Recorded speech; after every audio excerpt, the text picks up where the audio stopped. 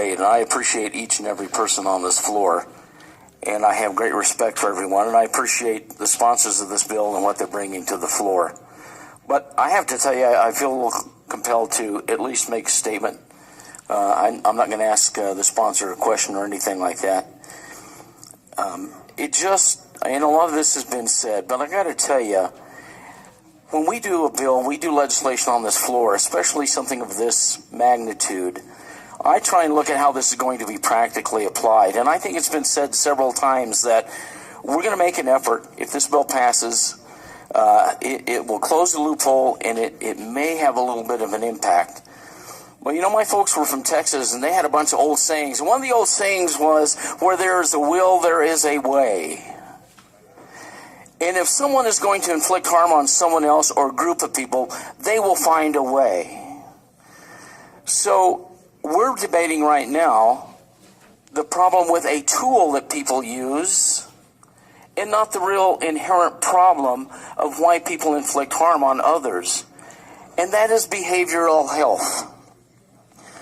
So, Mr. President, in this body, until we seriously look at behavioral health and not be concerned about the tools that are being used, till we really put some time, effort, and money into that, we're going to continue to have these problems.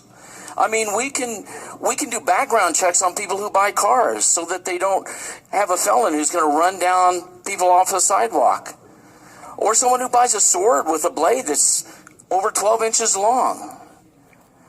Or someone who picks up a brick from a construction site and just decides to get so angry with someone because they're so frustrated, they're going to inflict harm on someone. My point being, Mr. President, that while I appreciate what everyone is trying to do with this bill, it really is not going to change anything. People will continue to inflict harm on others until we, this body, this state, and this nation get serious about addressing mental health and what we can do to address that. That, ladies and gentlemen, will have an impact on what we're trying to do here today. Not gun registration, not taking away vehicles from bad people, not DUIs. It is taking on seriously the issue of mental health. Thank you, Mr. President. Further